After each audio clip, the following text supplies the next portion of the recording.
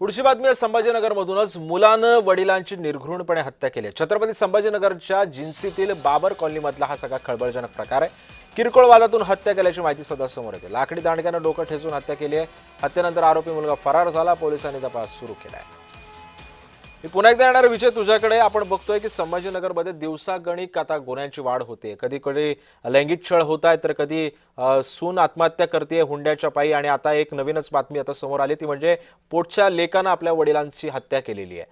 काय कारण होतं या हत्येमागे आणि नेमका सध्या पोलिसांचा तपास कसा सुरू आहे?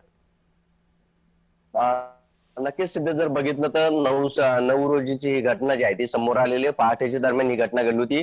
हे कुटुंब जे आहे ते पश्चिम बंगाल येथील हे कुटुंब होतं आणि छत्रपती संभाजीनगरच्या बाबर कॉलनीमध्ये गेल्या अनेक दिवसापासून त्यांचा व्यवसाय होता। पाव बनवण्याचं काम जे आहे ते हे कुटुंब करत होतं। मात्र सख्या मुलाने जे आहे ते आपल्या वडिलांचा खून केल्याची घटना जी आहे ती समोर आलेली आहे।